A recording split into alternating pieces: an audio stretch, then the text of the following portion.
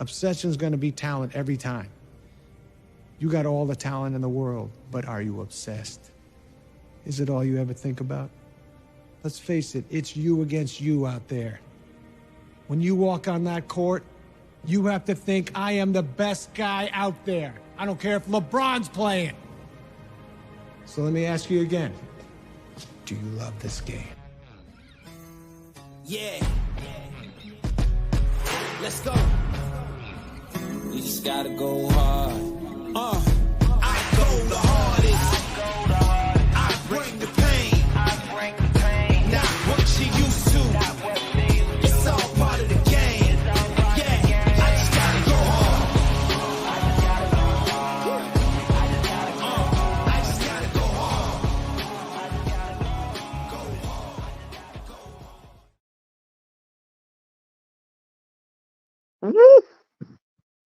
Wouh! Les meneurs! Ben oui, Kev! Les meneurs! Les meneurs, ceux qui mènent, man. Je sais pas si tu sais, là, mais je go hard en crise quand j'écoute cette intro-là. Là. Ouf. Ben moi, je vais te dire, je vais t'avouer quelque chose. Plus tôt cette semaine, je pensais go harder, mais j'ai pas go harder parce qu'il y a un de mes chums qui s'est pas levé. Sur ce, je vais ouvrir ma bière. Je me demande de qui tu parles. On va l'avouer parce que Kev, on fait ce show-là en toute authenticité. On est authentique, on dit les vraies affaires. Ben, les vraies affaires, c'est qu'on devait taper très tôt lundi matin. Tu n'as pas été en mesure de te lever pour X, Y raison. Donc, le show n'est pas sorti lundi midi, mais plutôt mercredi matin. Comme ce matin, vous nous écoutez, mais on enregistre le soir. C'est pour ça que je bois de la bière sans alcool. Exactement. Puis, tu sais, moi, je suis un gars relativement matinal. Mettons, avant 6 heures, tu me perds. Puis, mettons que j'avais prévu de me lever avant 6 heures cette journée-là. Puis, je m'étais couché très tard la veille. Donc, disons que j'étais dans des dispositions nébuleuses pour enregistrer cette journée-là. On va expliquer un peu comment que ça se déroule aujourd'hui parce qu'on a un invité, le premier, mon chum Chris de Berg, Mathéo Matt, qui va faire son entrée dans le 3e segment. Fait qu'on va y aller d'entrée de jeu. Ensuite, on a inversé 2 segments. On va avoir le segment Pimeton et le segment Chris de vrai. C'est Chris qui va venir faire son entrée. Puis à la fin du show, la claque sur la gueule, on a une grosse annonce à faire, Kev. J'ai bien hâte qu'on la fasse. Fait que là, sans plus tarder, on va entrer dans le jeu, puis tu vas nous parler de Kim Clavel, une personne qu'on adore, une personne qui est excessivement inspirante pour nous. Elle faisait partie de nos photos. Je ne sais pas si elle est encore là. On a dû l'entasser un peu pour construire notre photo couverture Facebook. Bref, Kev, Kim Clavel. Kim Clavel, sérieusement, là, même à Saint-Pierre, là, elle a dedans en tabarouette. Sérieusement, c'est... Ah, chien, c'est un paquet de nerfs. Puis moi, avec Kim Clavel, je l'ai connu plus, mettons, de façon plus approfondie à Big Brother Célébrité. Tu sais, moi, je suis un grand fan de Big Brother, tu le sais. Pas trop fan des télé-réalités, mais celle-là, je l'aime bien. Puis quand j'ai su que Kim Clavel allait être là, je dit, OK, c'est intéressant. Tu sais, il y a du monde d'à peu près partout à cette émission-là. Tu sais, je trouvais ça intéressant. Puis c'est là que j'ai appris à la découvrir un peu plus. Tu sais, on connaissait Kim Clavel, la boxeuse, la travaillante. Là, puis, on l'a vraiment vu à la télévision, comment c'est une fille qui, tu sais, même si elle était à TV puis elle faisait un show, elle prenait pas de journée off, elle s'entraînait comme une débile parce qu'elle avait des championnats des combats de championnat du monde qui s'en venaient. Puis elle a été sharp pour ses combats, tu sais. Puis on a vu aussi, je salue vraiment l'authenticité de Kim parce que quand elle est arrivée là, elle savait pas trop à quoi s'attendre. C'était la première saison du show, tu sais, au Québec. Fait que tu sais, elle est arrivée là, tu sais, vraiment dans l'inconnu et tout ça. Puis c'est une fille vraiment authentique, tu sais, qui dit la vérité et tout ça. Puis Big Brother, pour vous mettre en contexte, c'est un jeu où il faut que tu mentes pour te rendre loin, tu sais. Fait que au début du jeu, ben, jusqu'à un certain moment dans le jeu, Kim, quand elle a catché, c'était quoi la game, puis qu'elle devait compter des menteries. À un moment donné, elle était allée au confessionnal, puis elle a commencé à pleurer, en sens que je suis pas habitué de mentir, ça fait pas partie de mes valeurs. Finalement, elle s'est moulée dans la game, puis elle s'est rendue quand même en demi-finale. Puis, c'est là qu'on a vraiment vu c'était qui la vraie Kim Clavel, la fille travaillante, la fille authentique. Puis, sérieusement, au Québec, actuellement, il y en a-tu des meilleurs qu'elle? Je te pose la question, Jeff. Ben, dans son domaine, absolument pas. Pour vrai, c'est une guerrière complètement hallucinante. Puis je la mets dans la même classe un peu que Laurent Duvernay-Tardif. C'est que ces personnes-là sont dédiées, sont authentiques, sont franches, sont vraies. Ils font un sport, puis lui est docteur, elle est infirmière, puis est allée travailler dans ce domaine-là dans des moments opportuns, je pense, pendant la pandémie, Exact. par exemple. Et Ouais. ces choses-là, je lève mon chapeau, puis j'ai failli l'avoir en entrevue à l'époque, là, on recule peut-être en 2019. J'avais un show qui s'appelait dans le salon du Grinder. J'ai accueilli plusieurs personnes, puis c'était ma prochaine à venir sur le show, mais pour des raisons de séparation avec mon ex-copine et tout, ben, ça s'est pas fait, mais j'étais content parce que je l'amenais sur le show. Puis qui dit qu'on ne l'aura pas sur les meneurs? Ah, t'as lu dans mes pensées. J'ai pensé direct quand tu as commencé sur cette parenthèse-là. Puis je salue, en fait, je félicite Kim pour son combat de la semaine dernière qu'elle a remporté contre Mayela Perez au cabaret du Casino de Montréal. Une victoire écrasante. Félicitations à elle. Je suis pas mal sûr qu'elle va avoir un combat de championnat du monde en 2025, puis on souhaite que ça arrive, puis au Québec, idéalement. Puis parlant d'actualité, il y a un certain ancien capitaine des Canadiens de Montréal qui a été honoré récemment au Centre Bell. Puis je parle du numéro 6, le gros slap shot, Shea Weber. Ce gars-là, cet homme-là, cet humain-là, cet individu-là, il vient me chercher dans le bon sens du terme, Kev, là, tellement il me fascine.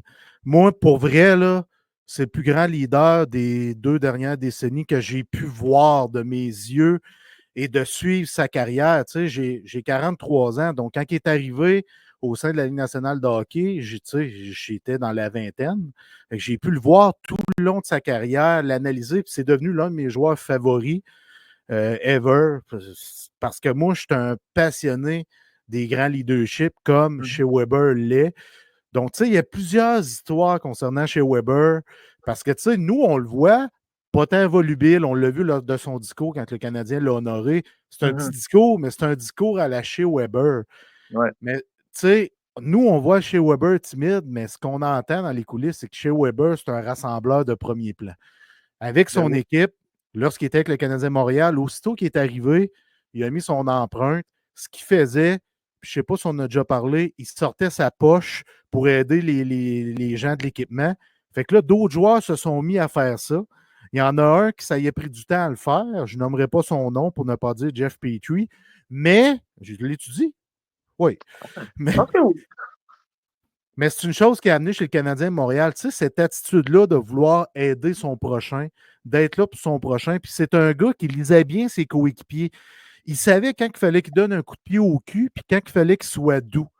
C'est ça, tu sais, chez Weber, était très intelligent, très raffiné, un sens du hockey incroyable également, mais tu es intelligent pour lire l'être humain. Puis ça, j'aime ça. Puis c'est un gars qui réunissait ses coéquipiers régulièrement, dont les dimanches pour les matchs de football lorsqu'il était à Montréal. C'est tous des côtés qui l'a amené. Puis tu sais, sa prestance, Kev, on pourrait en parler en long et en large. Je te racontais ça avant qu'on tombe en ondes. Je l'ai rencontré en 2018 ou 2019. Il y avait un attel au genou. Puis il y avait même une marchette. Il accotait son genou dessus pour pouvoir marcher, puis que la marchette, elle la roule. Là. C'était cool. Ça, c'était au stade olympique. Il était avec Jeff Petrie puis Carey Price. Puis nous, les journalistes, on était tous sur le bord pendant que les joueurs s'échauffaient, puis ils sont venus pas loin de nous. Fait que, tu sais, j'ai chez Weber à côté de moi, tu sais, puis je couvre du sport depuis longtemps. J'ai eu la chance de m'entretenir avec plusieurs athlètes. Mais je regarde chez Weber, je te le dis, Kev, j'ai jamais vu une prestance de la sorte. Je n'étais pas game d'aller lui parler. J'étais figé. Waouh, chez Weber, je te le dis, c'est un homme, là. C'est des muscles, c'est une prestance. Il ne sourit pas, il a l'air bête. Je pense c'est pas un monsieur. C'est un monsieur. Oui. C'est un monsieur. C'est chez Weber. Puis une histoire que j'avais entendue aussi. Tu sais, à l'époque de Team Canada, que tu avais Jonathan Taze, Sidney Crosby, puis chez Weber, on s'entend-tu que c'est les 3 plus grands leaders de des 20 dernières années? Ben oui, Tu définitivement. sais, fait que c'est 3 très, très, très grands leaders. Puis qui allait être le capitaine de cette équipe-là? Tu sais, tout le monde dit OK, Crosby, mais Taze, tu sais, mais Weber. Tu sais, selon ce qui a circulé à un moment donné, Crosby a reçu le titre de capitaine. Il a appelé Jonathan Taze pour lui demander si c'était correct. Mais des propres dires de Crosby et Taze, le gars qui était le plus grand leader du vestiaire, c'était Weber. Crosby et Taze qui disent que quand Weber rentre dans le vestiaire, ça fait tout le monde ferme sa gueule. C'est cru ce que je dis là, mais tout le monde ferme sa gueule. C'est épouvantable. Crosby, qui est un des plus grands leaders, on le répète, mais ça ne fera pas ça comme Weber quand il rentre à un endroit. T'sais. C'est Crosby même qui le disait à quel point, quand cet homme-là rentre dans une place, le monde se retourne vers lui, le monde arrête de parler. C'est ça chez Weber. Puis Weber, il a amené vraiment le leadership à un autre niveau. Il aide Nick Suzuki encore aujourd'hui. Suzuki parle avec lui régulièrement, s'envoie des messages textes, s'appelle et tout ça, parce que Weber aide Suzuki à devenir un grand leader. Et moi, là, lève mon chapeau à chez Weber, qui a gagné partout avec Kelowna, dans les championnats du monde, avec Team Canada, partout, sauf la Coupe Stanley, malheureusement. Mais moi, je suis tellement en accord avec son entrée très hâtive au temps de la renommée, parce qu'il a amené la game à un autre niveau. Trouve-moi un défenseur de ce gabarit-là qui était bon défensivement, qui avait une shot, qui avait une belle lecture du jeu, qui était un leader hors du commun. Je pense pas que tu en trouves tant que ça dans la NHL aujourd'hui. Je ne penserais pas. Ben non, mais exactement. Puis tu sais, Weber, dans les années, je me souviens pas, a-tu gagné un trophée Norris? Je pense pas qu'il a gagné le trophée Norris, mais il était souvent dans les finalistes, dans les 3 derniers, souvent 4e. Tu sais, c'était souvent des bonnes années où il y avait des très bons défenseurs. Fait que tu sais, au final, tu peux pas vraiment te fier à ça pour définir si un gars doit rentrer au temple de la renommée ou non, selon moi. C'est vraiment par l'ensemble de l'œuvre, selon moi. Puis il a quand même gagné 2 médailles d'or olympiques. Quand même fait une finale avec le Canadien en 2021. Fait que, on s'entend que c'est le premier capitaine du Canadien de Montréal depuis 1993 à avoir amené le Canadien en finale. T'sais. Puis il y en a bien qui me disait aussi, tu sais, Kev, est-ce que Weber a vraiment sa place dans l'anneau d'honneur du Canadien? Puis la réponse est oui, tu sais, juste avec cet argument-là. C'est qui l'autre capitaine qui a fait ça? Il n'y en avait pas d'autre. Puis tu sais, c'est sûr que cette équipe-là a été remplie de leadership. Là, on s'entend, les Perry, Weber, Stahl, tu sais, il y en avait beaucoup là, du leadership là-dedans. Puis chez Weber, ben, il a tout rassemblé ces gars-là. Puis lors de cette run-là, Weber était maganant en maudit. Là. Ça n'a pas de sens. C'est pas pour rien qu'il n'a pas rejoué après. Là. Fait que, tu sais, ça prend une force de caractère. Il était fini fret, Kev. Comment? Il était fini fret chez ouais. Weber. Il a joué, il n'a pas raté une game. Il était là à chaque fois. Puis, regarde, il faisait sûrement ses soins avant les games, avant les pratiques, whatever.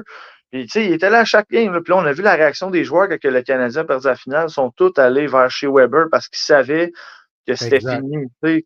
Au final, combien de fois dans les dernières années que tu as vu ça?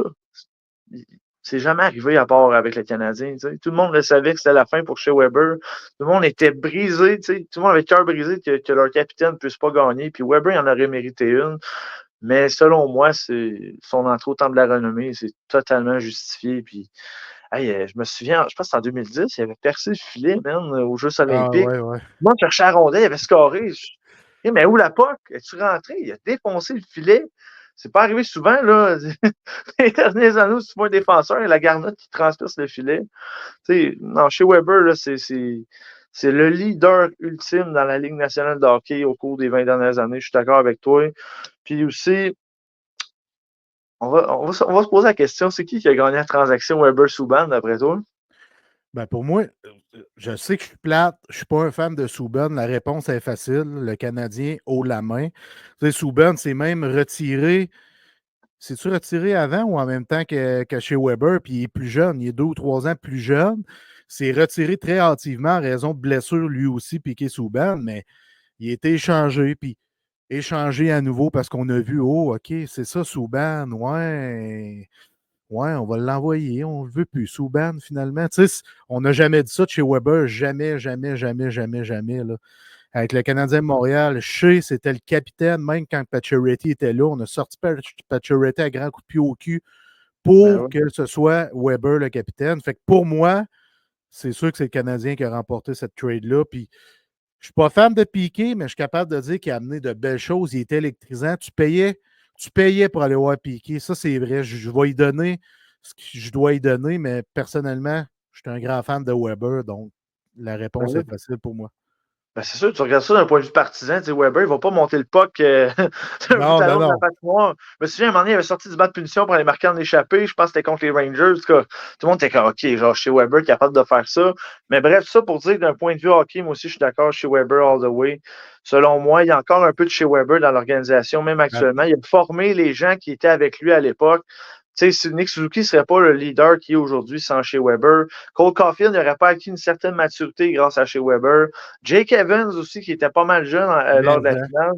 Tu sais, c'est plein de petites affaires. C'est des petits détails chez Weber. Puis je pense qu'au final, ultimement, ça a été le Canadien qui a gagné la transaction. Puis je pense qu'il aurait été fou de ne pas faire la transaction à l'époque, surtout que Piqué, on a beaucoup d'histoires de vestiaire que, il dérangeait, se tiroyait avec ses coéquipiers lors des entraînements. Je pense qu'on était dû pour un changement. Puis, je pense au niveau du vestiaire, c'était la meilleure chose à faire. Là.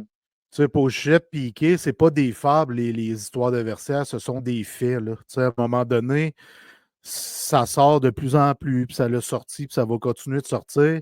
Il était fatigant, il était hyperactif, il dérangeait tout le monde. C'est ça qui était Piqué Souban. Mettait la musique au bout, passait son gars d'en face à un, passait son gars d'en face à l'autre. Fait que ça dérangeait beaucoup, beaucoup les gars.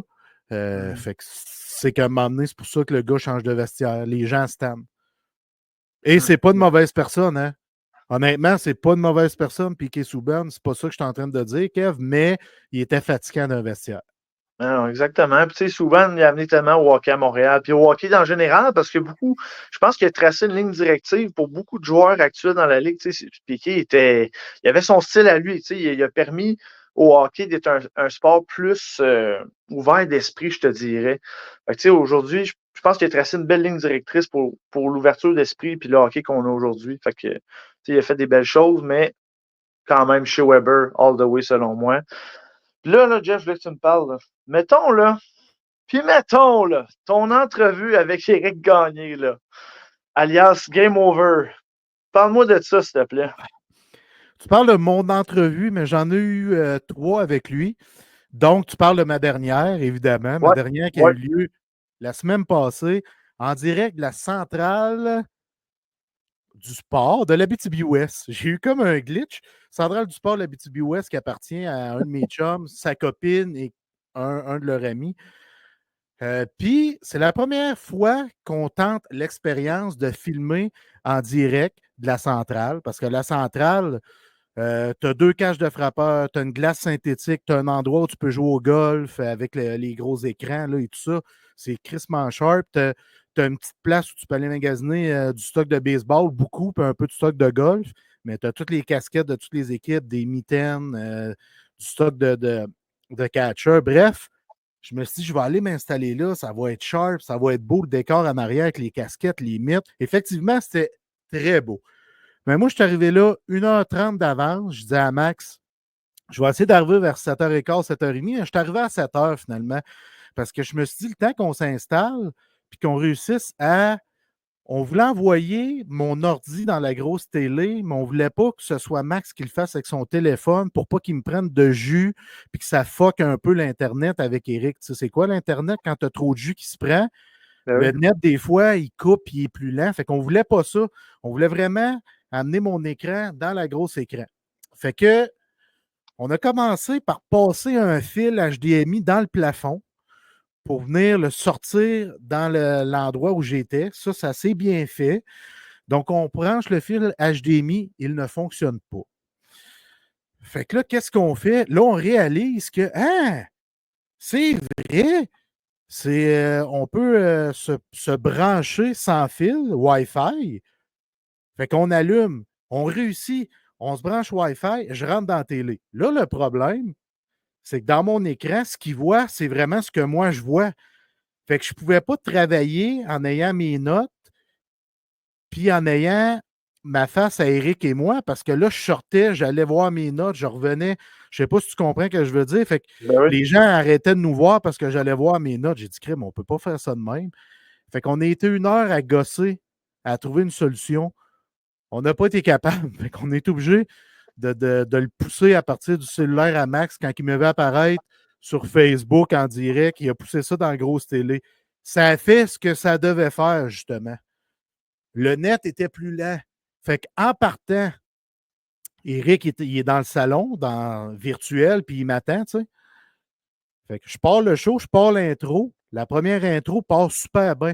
Cette intro-là, elle dure 3 minutes. C'est une chanson que les gens en direct entendent, puis ils voient Jeff va être avec vous dans quelques instants. Tu sais. Fait que là, les gens s'en venaient. T'es rendu à 47 personnes en live. Hey, j'étais content. J'ai dit, waouh, c'est très hot. Aussitôt que j'arrive pour mettre ma deuxième intro, qui est comme ma chanson avec la vidéo des Dodgers, il y a eu un glitch. Ça a pris 3 secondes avant qu'elle parte. Fait que là, tu vois ma grosse face qui gosse pour essayer de partir la vidéo. Fait que là, les gens, ils voient comme ça live. La vidéo à part. Fait que tout va bien.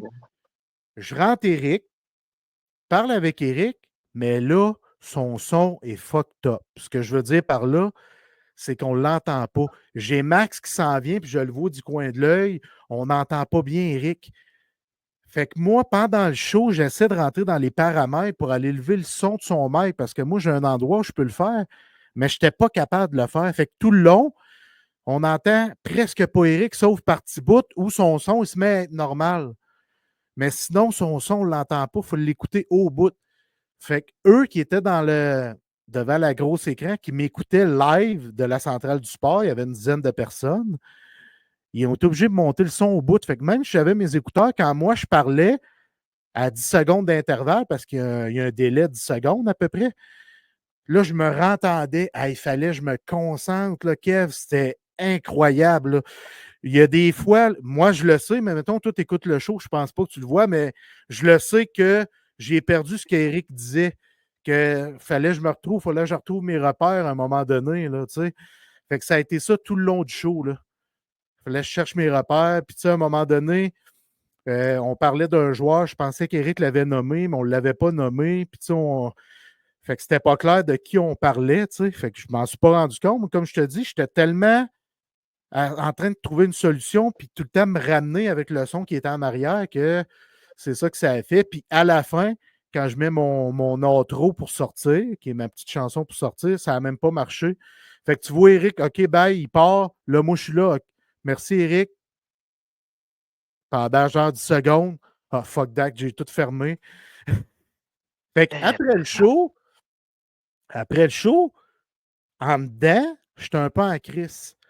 Mais en même temps, le matériel qu'Éric m'a donné, c'était extraordinaire. Les gens, même s'ils ont mis le volume au bout, ont capoté sur ce que tout Éric a dit. Parce que moi, dans mes entrevues, j'essaie d'aller chercher des choses que les autres ne vont pas chercher. Tu sais, j'ai parlé de sa série mondiale en 2007. Il y a peu de gens qui en parlent de cette série mondiale-là, mais il l'a quand même gagné. Puis il a quand même lancé 4 manches et un tiers pendant toutes les séries de 2007. Fait qu'il a participé à cette série mondiale-là, Éric.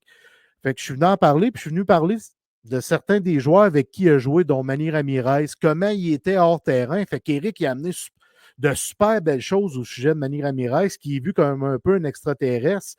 Mais tu sais, on a mis comme les barres CT, les points saisis à son sujet. Fait qu'il y avait beaucoup de belles choses. Fait que ça, j'étais content. Mais avec tous les glitches qu'il y a eu, je me sentais pas bien. Je dis, Chris, j'ai game over. Là. C'est la plus grosse personne au niveau du baseball au Québec, au Canada, sérieusement. Tu sais, c'est gros, Éric Gagné. Là. C'est gagné un Cy Young, gagné une série mondiale, des records de sauvetage consécutifs. C'est gros, vraiment, Éric Gagné dans le monde du baseball. J'ai la chance de l'avoir une 3e fois, puis on ne l'entend pas. Fait que là, j'étais un peu découragé.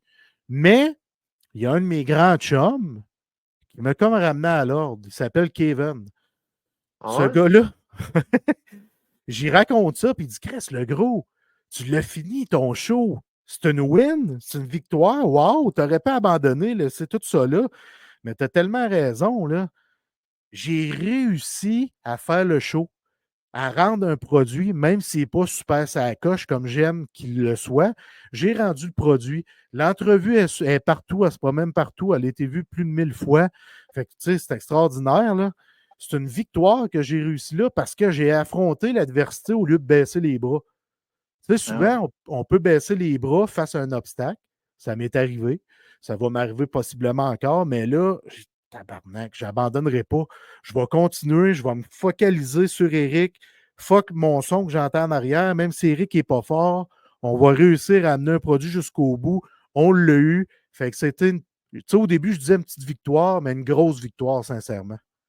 Ben oui, c'est une grosse W, sérieux. Puis tu sais, tu te souviens-tu de ce que je t'avais dit, ce que je t'avais envoyé comme lien? Je sais pas si t'avais été le regarder, là. T'en souviens-tu ce que je t'ai envoyé?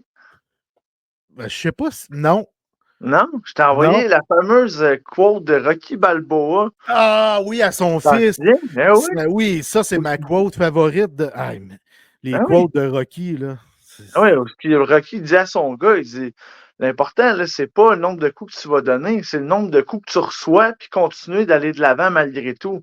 C'est comme ça que tu avances dans la vie, c'est d'encaisser les coups, faire comme, regarde, fuck off, quand je veux quelque chose, je m'arrange pour l'avoir, c'est de continuer d'avancer. Et, tu sais, c'est ça que tu as fait au final, tu sais. Puis, sérieusement, tu as de quoi être fier. Parce que, tu sais, dans la vie, malheureusement, on peut pas tout planifier. Des fois, il y a des embûches, puis c'est comment, comme Rocky dit, des fois, la vie va te mettre au tapis, elle va essayer de t'arrêter, mais tu sais, il faut que tu continues de pousser. Puis c'est ça que tu as fait. Puis au final, ton produit, ben, il était très légitime parce que tu as eu des bons commentaires de ce que je comprends. Puis les gens, ils ont aimé l'entrevue. Tu sais, tu me dis que tu avais 47 personnes en live. Fait que, tu sais, ça voulait dire qu'il y avait un hype. Tu sais. Fait qu'au final, je pense que tu peux appeler ça une grosse W, mon chum. Ouais, mais hein, il y avait un gros hype. Quand je suis sorti, les gens qui étaient sur place, ils ont tous capoté. Oui, ils ont dit le son, Eric, t'es pas fort, mais ils ont capoté et ils ont trouvé ça extraordinaire. Fait que, tu sais, je me suis dit, OK, parfait. Puis on Ouais, n'a ouais. pas dit le nom on n'a pas dit le nom d'un joueur. Qu'est-ce que tu veux? J'étais pas attentif à 100%, puis ça fait partie de la game, mais ça apparaît pas. Toi, t'écoutes le show, Kev, là. Je pense pas que tu vas le voir. Je penserais pas. Mais moi, je l'écoute, puis je sais direct à quel moment où je perds un peu mon focus, là. Mais On c'est est pas toujours, grave. Ça a on est été toujours un peu super. plus tough. On est toujours un peu plus Ouais, tough envers nous-mêmes que qu'est-ce que ça paraît vraiment. Tu sais, nous autres, absolument. ça peut arriver qu'on regarde nos shows après, on est comme crime, il me semble qu'à cette place-là, j'aurais dit autre chose.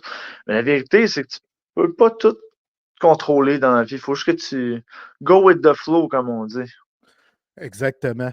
Fait que là, j'ai quelque chose à dire, Kev. Ouais, je Moi, t'écoute. dans la vie, j'ai connu Zorro, Monsieur Z. Mais toi, tu as connu Monsieur X. Fait que, puis mettons, là, Monsieur X, lui.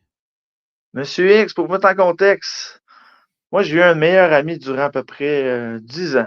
À peu près 9-10 ans, à peu près. On s'est rencontrés dans le temps quand je travaillais à l'épicerie métro. Ça a été un coup de foudre amical instantané. On commençait à jaser, des atomes crochés sur le hockey et tout ça.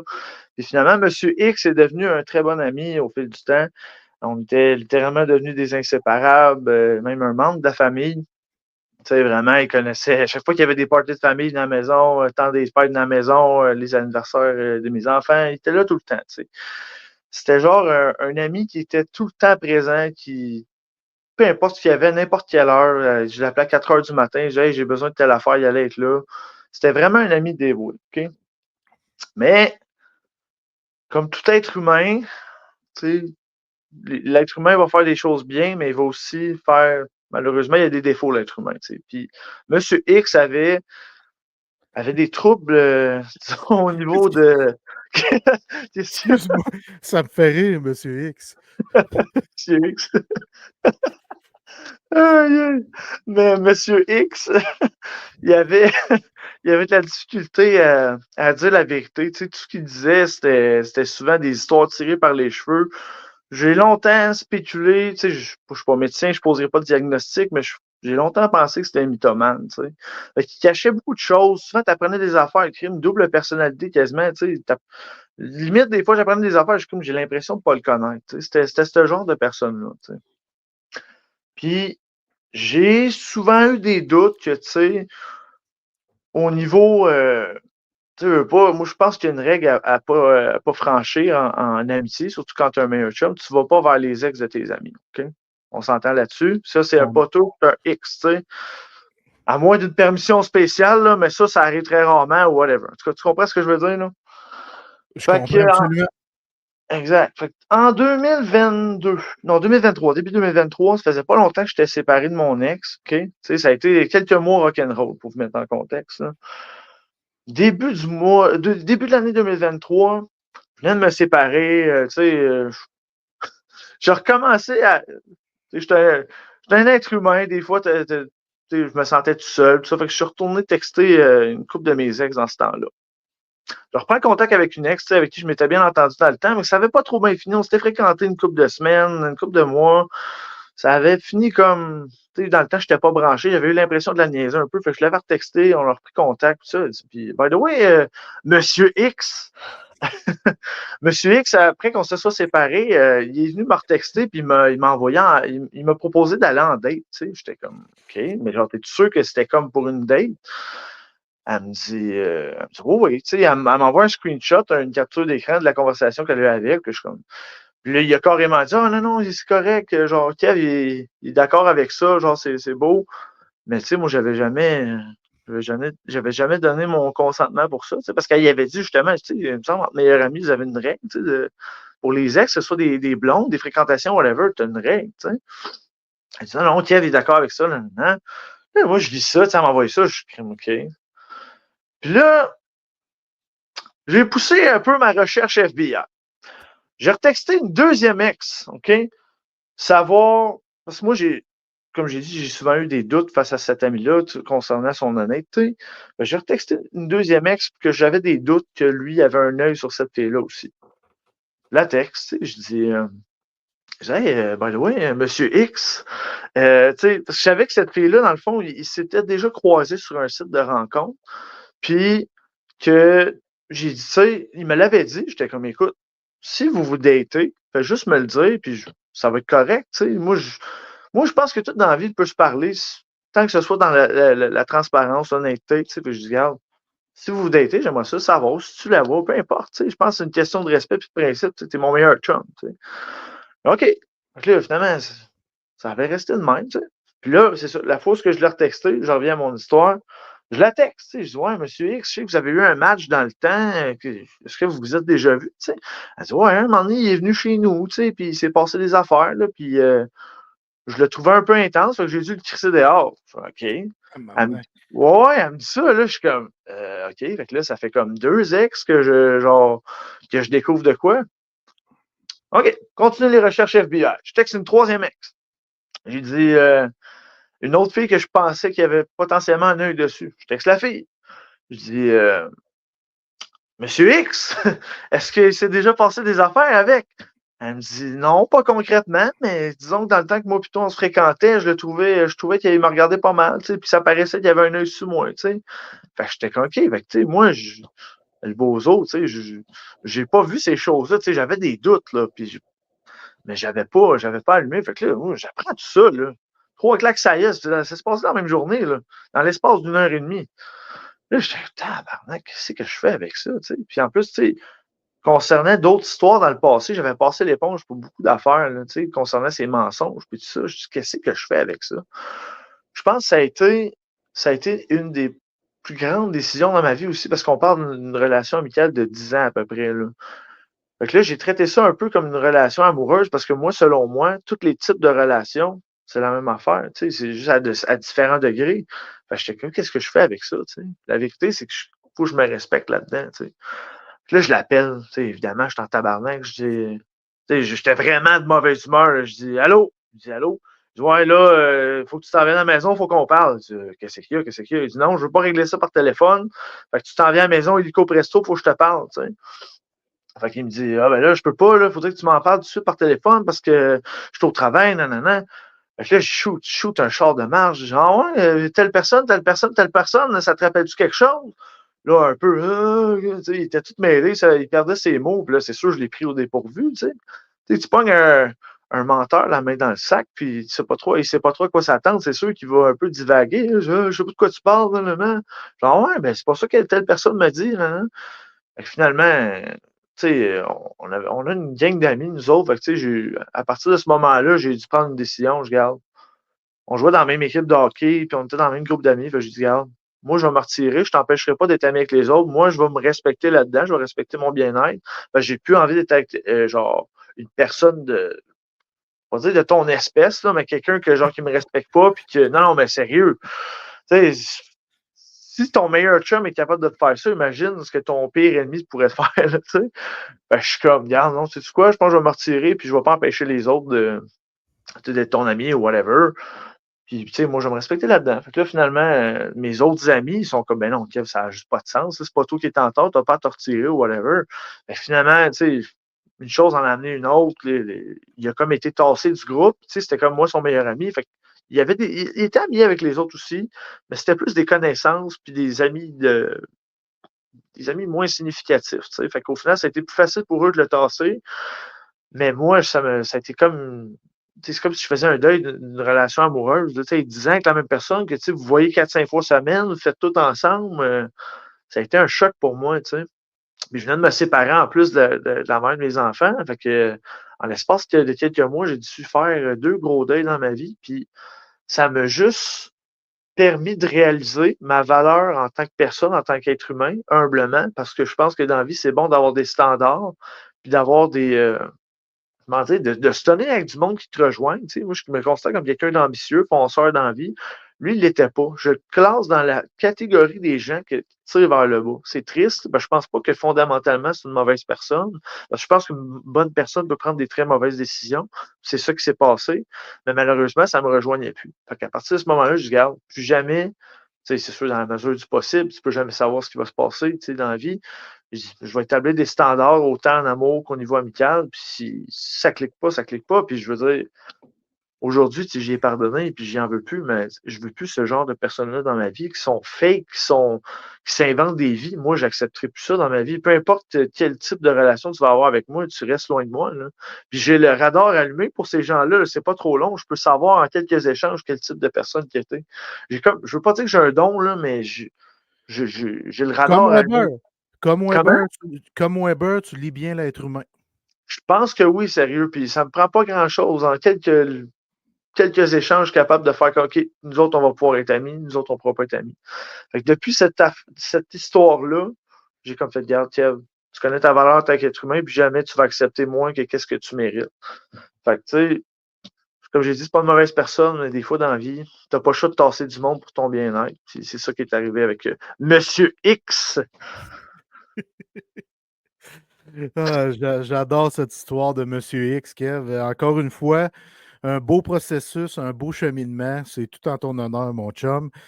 Là, on a fini le segment, puis mettons, puis on s'en va au segment où c'est l'heure de rentrer. Le segment Chris de vrai, parce que c'est un Chris de vrai de rentrer mon grand chum, mon vieux chum, Christian Matt. Salut les boys! Hello! Hey, avoir su que la thématique c'était t-shirt ou hoodie jaune, je me serais forcé pour m'en acheter un tantôt, tu sais. Bon, il n'est pas trop tard. Il n'est pas trop tard. Non, alors qu'il est là, il est vraiment trop tard. Hier matin, je vous attendais avec un café. Là, c'était avec une bière sans alcool à la place. Fait que c'est signe qu'il est trop tard. Ça change la dynamique, hein? C'est pas la même affaire. C'est pas le même goût. Mais là, avant toute chose, là, moi, j'ai une question. Là, j'entends le surnom Gunberg. Là, c'est quoi cette histoire-là de Gunberg? Jeff, pourquoi t'appelles Christian Gunberg? Ouais, écoute, vas-y, Jeff. À l'époque, on recule de ça, on avait peut-être 14-15 ans à cette époque-là. Il y a un chanteur qui s'appelait Chris de Burgh. Je ne sais même plus s'il existe, ce chanteur-là. Chris de Burgh. Fait que Christian, je l'appelle Chris à un moment donné, de Burgh. Fait que c'était de Burgh. Puis je me suis mis à mettre des guns en avant des surnoms de mes chums à un moment donné. Fait que, crime, on va mettre ça à Gunberg. Tu as commencé à dire ça quand on a travaillé ensemble dans l'automobile. Le quelques semaines que ça a duré, là. Ouais, ça a été mes quelques semaines, Kev, que j'ai sorti le blogging du gars pour retourner dans des pantoufles dans lesquelles je n'étais vraiment pas confortable. Non, c'était plus des pantoufles pour toi, ça. Non, absolument pas. Non, bref. Fait que c'est quand on s'est mis à travailler ensemble, vraiment, parce qu'on a travaillé plusieurs fois ensemble, mais dans l'automobile, que tu t'es mis à m'appeler Gunberg. J'ai jamais compris pourquoi, mais à un moment donné, je te laisse faire. Je veux dire, c'était pas dit méchamment, fait que let's go, on continue. Ça, c'est les meilleurs surnoms, en sens, tu vas donner un surnom à quelqu'un puis ça va rester. Moi, ça m'arrive tellement, parce que comme Jeff, moi, dans ma gang d'amis, c'est moi le gars qui donne les surnoms, ça m'arrive tout le temps. Fait que je comprends la dynamique. C'est ça. Fait que ça a commencé de même du champ gauche, puis je fais avec, puis ça me dérange pas. Mais regarde, ça va rester Christian pour moi si ça te dérange pas, mais j'aime beaucoup l'histoire du Gunberg. Ben, moi, il y a une autre histoire que j'aime bien, que je connais en grande partie, Chris. Ouais. Actuellement, toi et moi, on boit de la sans-alcool. Moi, j'ai raconté pourquoi que je buvais seulement de la sans-alcool dans le premier show, je crois. Là, je t'amène ici pour parler de l'un de tes processus comme être humain, l'un de tes cheminements, c'est que tu as commencé à boire de la bière sans alcool, ou plutôt, tu as arrêté de boire catégoriquement à un moment donné dans ta vie parce que c'était ça que ça te prenait. Oui, ben moi, tu sais, Jeff, tu te rappelles au secondaire, j'ai mis du temps à sortir de ma coquille, tu sais. Puis je trouve ça drôle parce que je disais ça à mes élèves. Moi, je suis rendu enseignant. Puis je leur disais que j'étais sage au secondaire, puis il n'y a personne qui me croit. Et pourtant, j'étais sage au secondaire. Ma première bière, moi, je l'ai bu au bal des finissants au centre Saint-André. Tu sais. Ben oui. Hein, Je te dis ce que j'ai fait au centre Saint-André, moi. Je sais que ça a été le seul bal des finissants qu'il y a eu là, puis c'est à cause de nous autres. Ouais. Ben moi, j'ai fait l'amour avec l'une de mes ex que tu connais dans la salle de bain des filles pendant que les autres filles faisaient pipi alentour. Ben moi, j'étais dans une des cabines. Là. Ceux qui nous connaissent savent c'est qui la fille. C'est ça. On arrête ça là. Bref, moi, après ça, arrive à Jonquière. C'est là que j'ai étudié en arts et technologie des médias. Puis, ben, tu sais, là, je commençais à boire plus d'alcool. Puis, finalement, je me suis découvert une capacité assez impressionnante à la tolérer aussi.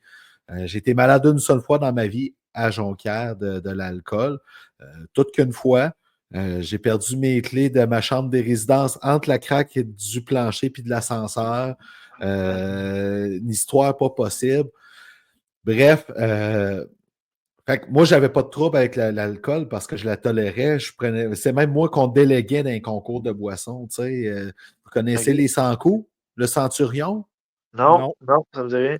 Écoute, c'est une once de bière à minute pendant 100 minutes. Fait que dans le fond, c'est une bière aux 10 minutes. Okay.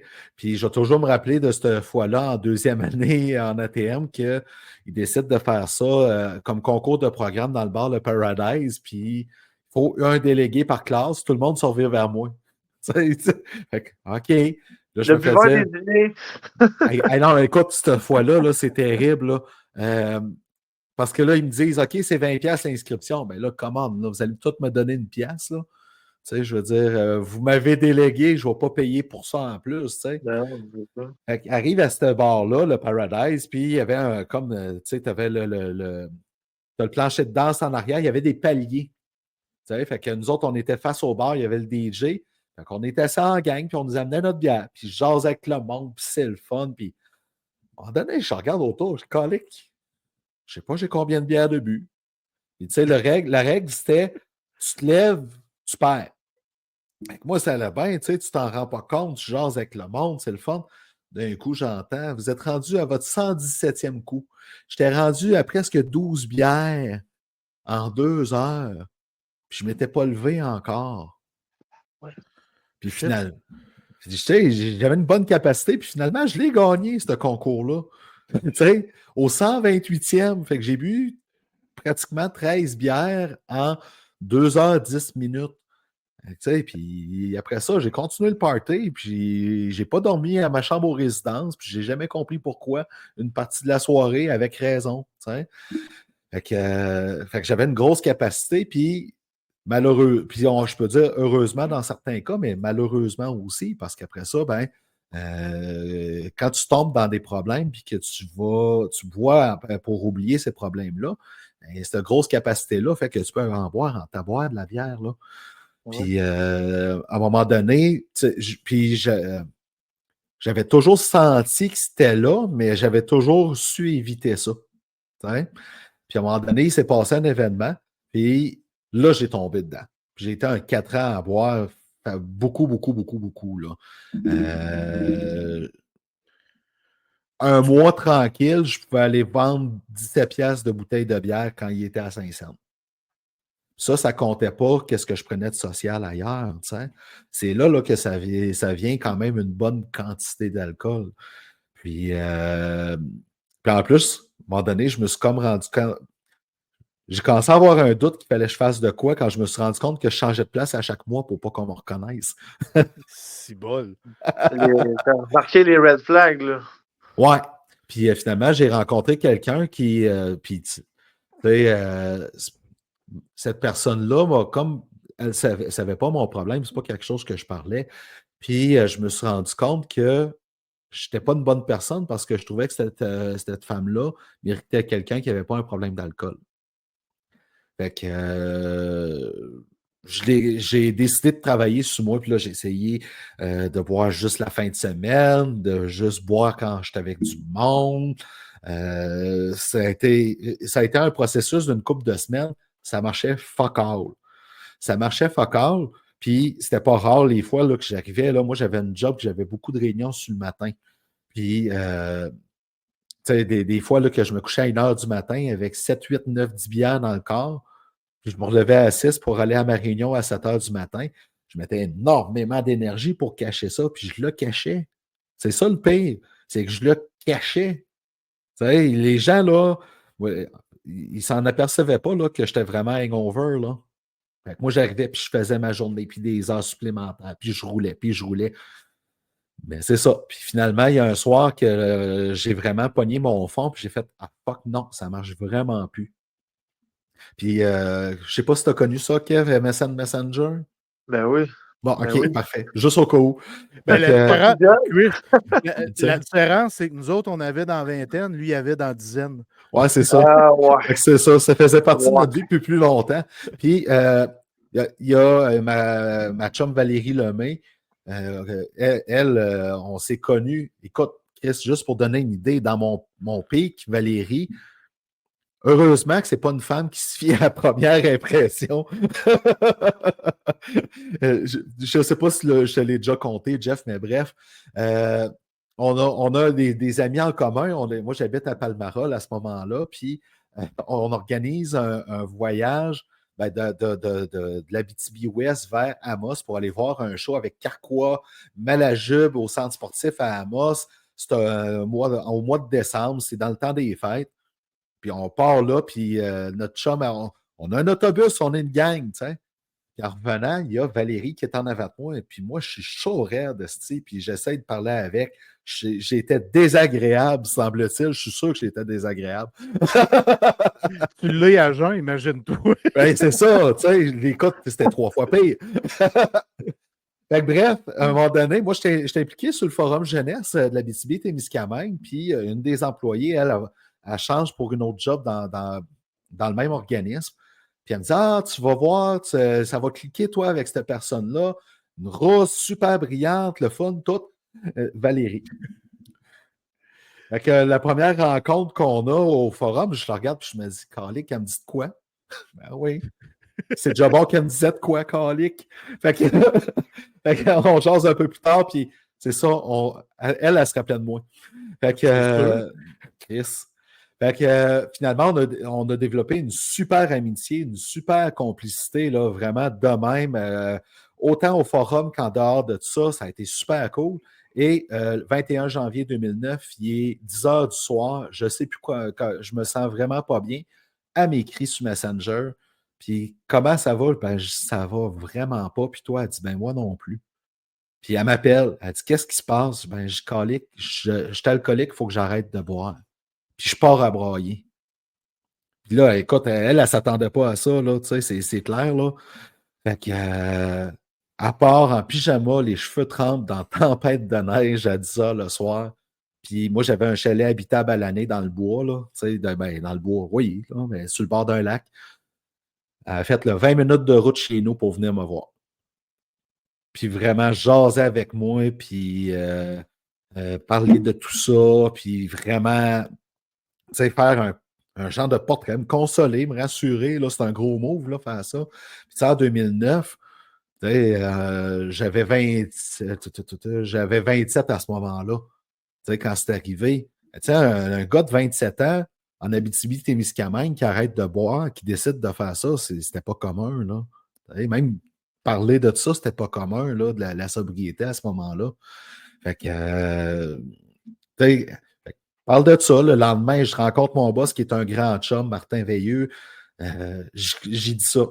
Puis il n'en revenait pas. Il dit, je m'en suis jamais aperçu. Tu le cachais, là, c'était épouvantable. C'était fou raide, là. Puis Valérie, dans notre conversation, elle m'a donné le nom d'une travailleuse sociale. Elle a dit, c'est sa spécialité, tu devrais l'appeler. Puis, OK, puis je garde ça dans ma poche. Puis, quelques jours plus tard, ben, le samedi, là, puis j'ai un match d'impro, puis mon capitaine d'impro, il avait déjà parlé qu'il avait fait une désintox. Fait que je commence à y parler de ça, puis il me conte son histoire qui est incroyable, là. Puis là, finalement, ben, il me dit, OK, mais il dit, faut qu'on parle de toi, là.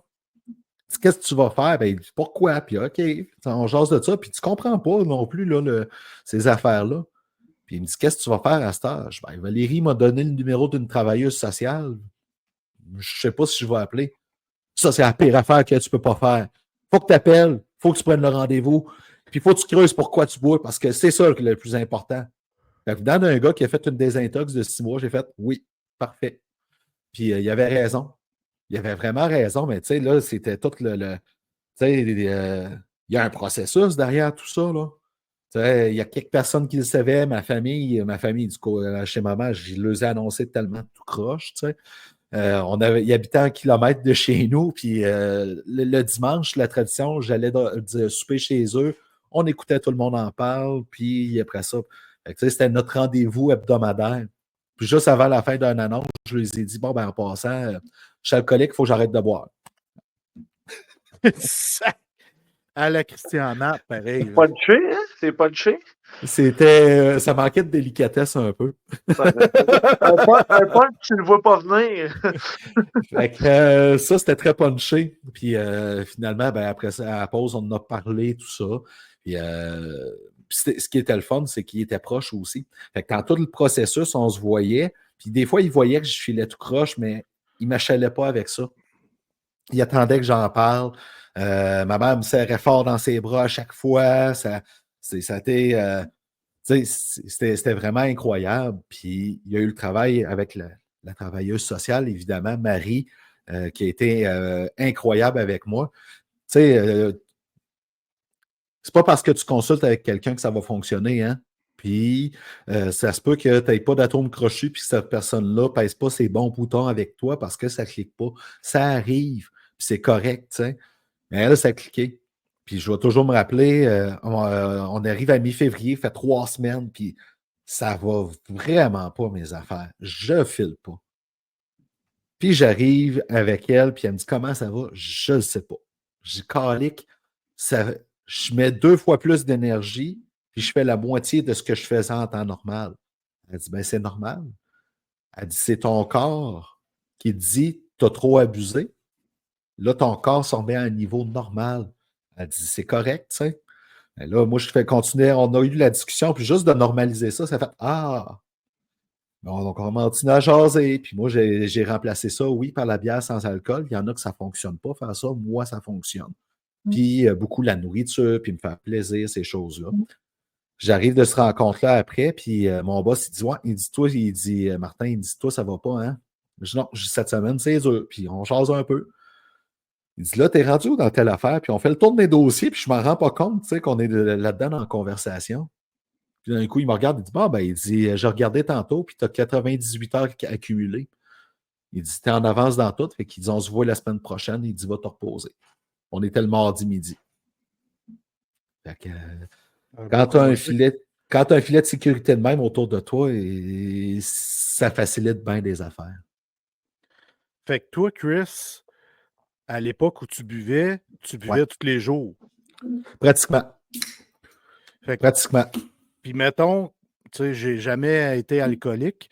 Ouais. Moi, j'ai pas arrêté de boire à cause de ça, là, comme je l'ai expliqué, là, mais tu étais à ta job. Est-ce que tu pensais, mettons, le soir, à dire ah, j'ai hâte d'ouvrir ma bière, j'ai hâte d'aller à telle place ou. Pas nécessairement. C'était comme rendu un réflexe. Tu sais, c'est con, là, mais moi, je roulais. Tu connais le dépanneur de l'ours? Oui, ben oui. Tu sais, parce oui, que c'est là, c'était rendu un réflexe que j'arrêtais puis je m'achetais une caisse de bière. Tu sais, c'était carrément ça. Ou je profitais de mon épicerie puis je me faisais des provisions. Puis, tu sais, C'était vraiment comme une habitude. Je n'étais même pas à penser de hey, j'ai hâte de prendre ma bière à soir. Ben, ça pouvait arriver, mais je ne sentais pas ce manque-là. Fait que toi, c'était un peu dans ton mode de vie, achète ta caisse de bière, va boire un peu socialement, puis fait qu'à un moment donné, ben, la roue tourne, ça a fait ce que ça a fait. Ouais, puis c'est là que, tu sais, puis c'est une habitude qui est difficile à casser, là. Tu sais, je veux dire, j'avais toujours un peu de bière chez nous, même quand j'avais pas le problème. J'ai été 4 ans dans ce beat-là, vraiment malsain, mais c'est une habitude qui est solide, là, tu sais. C'est comme une autoroute qu'il faut que tu fermes, puis il faut que tu te tapes une nouvelle trail. C'est carrément ça, là. Fait que c'était particulier, là. Puis les gens ne se doutent pas à quel point que quand tu as un problème comme ça, j'aime pas le mot problème parce que, puis je l'ai dit, tu sais, j'avais des conversations avec des collègues dernièrement. Je pourrais le dire que je suis alcoolique, mais j'aime pas ça parce que je trouve que le problème d'alcool, c'est pas un problème, c'est un symptôme. C'est un symptôme de ce qui se passe en dessous réellement, puis il faut que tu règles le pourquoi tu bois. Tu sais, puis si tu ne règles pas ça, ça se peut que ça fonctionne, mais les chances que tu doives recommencer ce travail-là un jour sont bonnes parce qu'il faut que tu règles ce qu'il y a en dessous. Ben oui, puis c'est. Ouais, vas-y. Non, j'ai fini, Kev. Gars, je te laisse la parole, mon ami. Là, en fait, j'allais dire, c'est comme dans n'importe quelle dépendance. Tu sais, où il y a l'alcool, mais il y a les drogues, la nourriture, ça en est une aussi. Il y a tellement de types de dépendance. Puis il faut tout le temps être checké en dessous, c'est quoi les bébites qu'il y a pour savoir qu'est-ce qu'il y a à exterminer. Tu sais. OK, donc, c'est bien fait. Ouais, puis vous parlez de bébites. Tu sais, Kev, on en a parlé, mon histoire avec Derek Aucoin, ce qui s'est réellement produit. Ouais. Je le réglais pas en totalité. Fait qu'aussitôt que je revenais dans le baseball, par exemple, ouf, backtrackais. Parce que j'avais pas soigné vraiment, j'avais pas exterminé les bébites que j'ai fait tout récemment. Là. Fait que je comprends en estifie ce que ça veut dire, bien nettoyer les bébites pour pouvoir step up vraiment ta game. Là. Ben, tu sais, puis ces bébites-là, puis ce que je commence à découvrir, là, ça va faire 16 ans en janvier, là, en passant, tu sais, je trouve ça très, très, très, très nice. Puis, ce que je découvre, c'est qu'au fil de notre évolution, c'est qu'on peut redécouvrir d'autres bébites en dessous du tapis qu'on ne soupçonnait pas. Fait qu'on règle la plus importante, mais il y a d'autres bébites, des fois, là, qui arrivent, là, puis qu'il y a des œufs qui sont en gestation, des choses comme ça, que tu fais « Oh! » J'avais pas pensé à ça, mais ça aussi, il faut que je le règle. Tu sais. C'est dans le processus normal d'un humain, mais il ne faut pas oublier ce bout-là. Tu as tout le temps un boomerang qui s'en revient. Ouais. Puis toi, Chris, mettons, à part la bière sans alcool, t'as-tu plongé dans quelque chose d'autre? Puis t'as changé les idées? T'as parlé de bouffe. Je sais que t'es un bon cook. Tu me fais souvent de la bouffe. Oui, c'est vrai. Bière sans alcool. Mais dans la fois de la poêlonne que j'avais pas mis la mitaine, puis que c'était. Ouais, c'était très, très drôle, ça. Une belle brûleuse. À cette heure, c'était drôle. À cette heure, oui.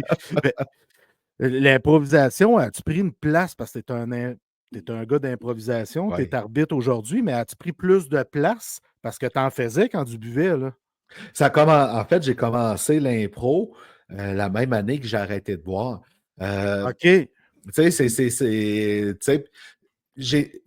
en fait, quand je suis revenu en Abitibi-Témiscamingue, ce qui est vraiment génial, c'est que mon premier job, ça a été de travailler avec Place aux jeunes pour faire revenir les jeunes en région. Puis, j'ai fait ça pendant 3 ans, finalement. C'était supposé d'être un contrat. En fait, mon premier contrat, c'était vraiment m'occuper du web avec un site web là-dessus. Puis, finalement, je suis devenu agent de migration pour travailler avec Place aux jeunes. J'ai fait ça 3 ans. Puis, une des affaires qui m'a ancré, moi, mon plan, là, c'était de revenir en Abitibi-Ouest. Je faisais le contrat. J'allais étudier à l'UQAT en multimédia, puis je travaillais dans le domaine. Finalement, je me suis ancré en Abitibi-Ouest tellement fort que ça ne me tentait plus de retourner aux études. Puis une des choses qui m'a beaucoup ancré en Abitibi-Ouest, c'est la troupe à cœur ouvert. Donc, j'ai embarqué sur le fly en cours de production.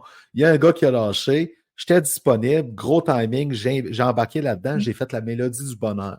Fait que moi, j'ai appris la valse sur le tas. Je ne sais pas focal danseur, m'a dire dans le temps. Cet homme est incroyable. Puis, finalement, j'ai fait ça 5 ans.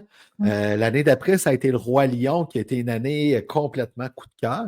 Puis après ça a été la méga production, le Paradis du Nord, qui a attiré 80 000 personnes pendant la dizaine d'années, la Ça quasi-dizaine vient de se d'années. terminer, je pense. Là. Ils ont L'année fait un passée. show, hommage l'année passée qui a été incroyable. J'ai chanté toutes les tunes tout le long. J'ai braillé un bout. Ma fille était à côté de moi, puis elle était morte de rire, puis elle était fascinée par tout ça. À chaque fois, t'as-tu fait cette pièce-là? T'as-tu fait cette pièce-là? Bref, la troupe à cœur ouvert m'a vraiment ramené dans le côté spectacle, la scène que je trippe. J'ai vraiment adoré ça. Ça m'a ancré en Abitibi-Ouest. J'ai connu des super humains là-dedans. Gros heads up à Daniel Morin qui a une influence incroyable dans ma vie, qui a vu un gros potentiel en moi, puis autant comme ami que comme humain, puis ça m'a permis d'aller vraiment très, très, très loin grâce à Daniel. Puis, rendu à Amos, à faire le voyage pour la troupe à cœur ouvert, 1 heure de route au minimum, aller-retour par semaine au minimum, ça ne devenait plus viable pour moi. C'est là que l'improvisation a embarqué, puis je suis tombé en amour avec cet art-là. L'improvisation, c'est écœurant parce que c'est un partage avec des gens, c'est sans filet. Comme je le dis beaucoup aux joueurs quand je les accueille maintenant, là, puis je dis OK, là, vous êtes nouveaux, faites-vous-en pas. Quand tu sors d'un show et tu écoutes les gens, là, ils ne vont jamais parler de quelque chose qu'ils ont moins aimé. Jamais, jamais, jamais. Ils vont tout le temps triper sur un impro qu'il y en a un qui a chanté, qu'il y en a un qui a fait ça. C'est un art qui est super positif. Faut que tu sois mauvais en tabarnak pour que les gens se rappellent d'une impro qui a été mauvaise. Puis j'ai jamais vu ça en 16 ans. Donc, je suis vraiment tombé en amour avec ça comme joueur. Puis en 2011-2012, à la salle Ligue d'improvisation a starté. C'est mon coin de pays. Fait que je me suis proposé comme arbitre, puis c'est là par la force des choses, je suis devenu un arbitre, un coach, un animateur avec ça. Puis je me nourris de ça totalement là, maintenant. Là, je capote, je fais 2 ligues en même temps.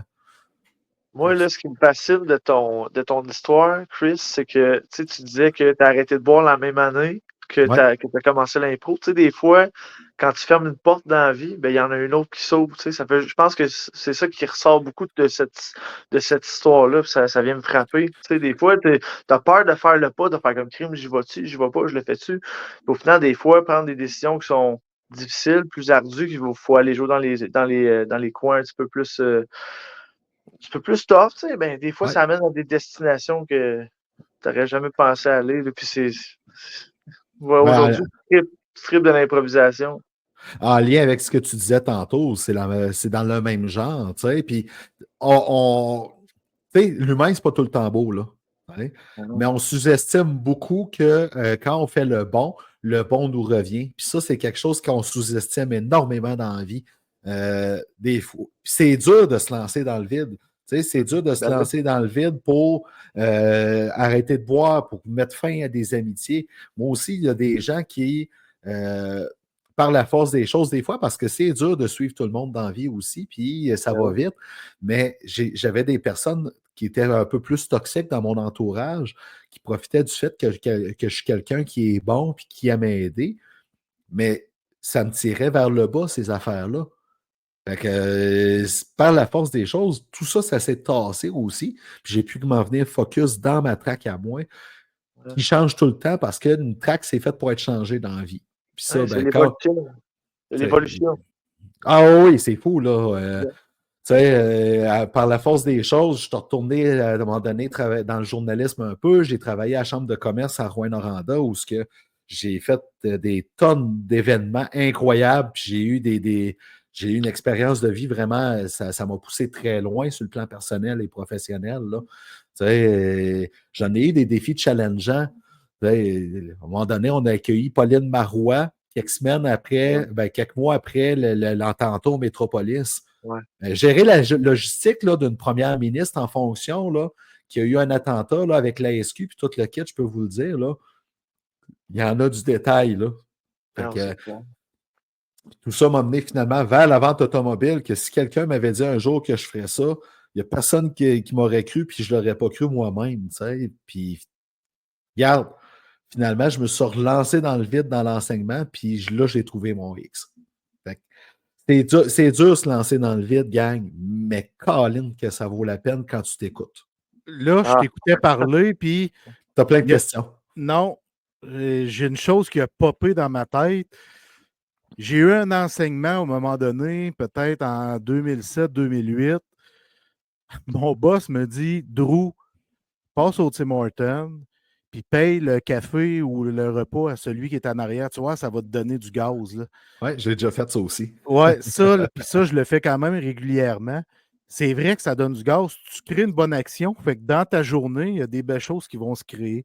Ouais. Ça, j'adore ce concept-là, où à un moment donné, on est tous en train de déjeuner le samedi matin, on est là, tous les vendeurs. C'est dans mon ancienne vie où j'ai vendu des chars pendant plusieurs années chez l'ami Honda à Rouen.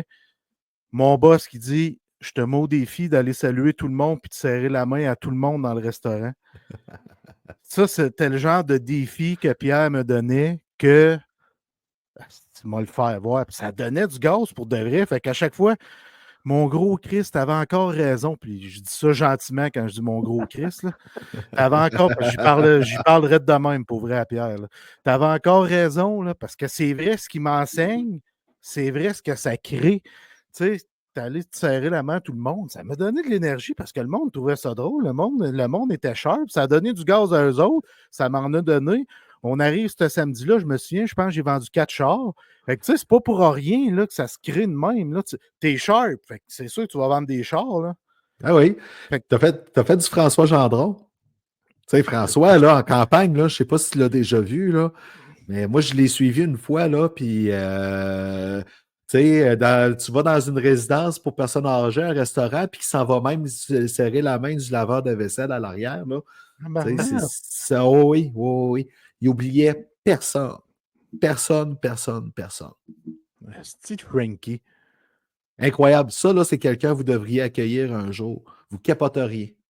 Moi, j'ai eu, ce que je me souviens de François, j'ai eu sa femme, Nicole Martel, comme prof à l'école. Non, Madeleine Gendron. C'était Madeleine Gendron, c'est Madeleine, c'est Madeleine. Gagnon Gendron. Ah oui, moi, je l'ai. Bon, ben, oublie ça de bord. D'abord, mon anecdote, elle ne marche plus. Dans ma tête, j'étais sûr que c'était Nicole. Ben écoute, Nicole, ça sera pour un autre fois. Ouais, ben Nicole, c'est un pas pire anecdote. Il faudrait que j'y repense prochainement. Hey, Chris. Oui. Ce fut un honneur de t'accueillir chez les meneurs. Merci beaucoup de ta visite. Ça fait plaisir. Ça me fait chaud au cœur, man, que tu sois venu. Un état, les boys. Puis notre premier invité ever en plus. Merci de nous avoir fait cet honneur-là. Je ne pourrais pas être plus choyé. Mais message, avant de partir, j'ai toujours partagé mon histoire parce que je trouve ça important qu'on dise ces choses-là, qu'on normalise ces choses-là. Puis dans la vie, là, c'est correct d'aller chercher de l'aide. On ne peut pas tout faire tout seul, c'est impossible.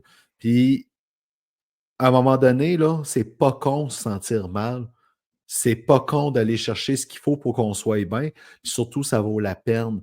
Fait que, si jamais vous avez un doute, quoi que ce soit, là, parlez avec quelqu'un, allez chercher cette aide-là. C'est pas un imbécile, puis surtout, ben, ça vaut la peine d'investir sur soi. Mais je le répète souvent, on est la personne la plus importante. Ouais. Le meilleur investissement possible. Ça, puis tes enfants, selon moi. Oui, mais si tu files tout croche, c'est comme tu as un A puis un B là, juste en dessous avec tes enfants. Parce que si tu files tout croche, tu te sens pas sharp pour être père ou mère avec eux autres. 100%. 100%. Fait que c'est des décisions qu'on prend pour nous autres en fonction d'eux autres. J'aurais pas mieux dit. J'aurais pas mieux dit. Chris, merci mon chum, je t'aime beaucoup. Je sais que tu vas me dire, aussi. moi aussi je m'aime. Non, pas ce coup-là. Pas ce coup-là. OK, bonne nuit, mon chum. Bonne nuit, ouais, j'ai une formation demain matin, fait que je vais aller me mettre sharp pour ça. Parfait, bon dodo. Merci, bonne fin de show, les boys. Ciao. Merci beaucoup. Hey, quel individu incroyable. Moi, sérieux, j'ai pogné des frissons à son histoire. Sérieux, c'est fascinant. Ça prend du courage pour sortir d'une dépendance aussi difficile qu'est l'alcool, sérieusement. Puis je veux pas banaliser les autres dépendances, bien évidemment, chaque personne, chaque individu a ses struggles dans la vie. Mais ça prend du courage là, pour admettre qu'on a un problème, puis de se donner les moyens de sortir de son problème, même s'il n'a pas aimé le mot problème en soi. Mais Chris, je te l'ai souvent dit, c'est un esti de vrai, là. Ah, Un esti ah, de vrai, authentique, ouais. avec les valeurs à la bonne place. Tu sais, on s'entend super bien, puis on est différents, mais on a les mêmes valeurs. Fait qu'on s'entend extrêmement bien, on s'aime énormément. Fait que je suis vraiment content que ce soit lui qui soit venu à notre show le tout premier. Tu sais, fait que Moi c'est aussi. très cool. Ouais. Fait que mon chum, vu que l'heure avance, ça passe assez vite. Il nous reste la claque. Suer à la gueule avant de laisser les gens. Ouais. Ben, Ouais. je le répète, là, nous, on est le soir en ce moment, là, pendant qu'on tape. Fait que c'est pour ça que je suis sur la bière sans alcool. Fait que bref, la claque, suer à la gueule, Kev. Sérieusement, ça pourrait faire ses fort lors du prochain show. Ouais, parce que là, il y a un sujet d'actualité qui court actuellement là, dans les médias, puis au Québec, la crise de la masculinité suite au documentaire qui est sorti, Mâle Alpha et l'entrevue de Julien Bournival, là, tout le monde en parle, aux côtés de Guy Lepage et plusieurs autres personnalités connues. On va intervenir là-dessus lors du prochain show parce que je pense que c'est un sujet qui pourrait être intéressant à aborder, surtout que ça crée beaucoup de controverses actuellement là, sur la planète québécoise, la planète médiatique québécoise. Moi, je vais te dire, bien franchement, là, j'appelle ces gens-là les dinosaures. Oui, oui, Rien de littéralement. moins. J'en dirai pas plus parce que ça risque d'être chaud. À l'épisode numéro 5 des meneurs, Kev, asti que ça a été le fun, Ouais. même si on n'a pas tapé lundi matin très tôt, je suis content qu'on ait tapé ce soir parce que ça a été tout un show, mon chum. Ouais, beaucoup de plaisir. Puis sérieusement, je pense pas que j'aurais été aussi sharp à 5 heures le matin, contrairement à toi.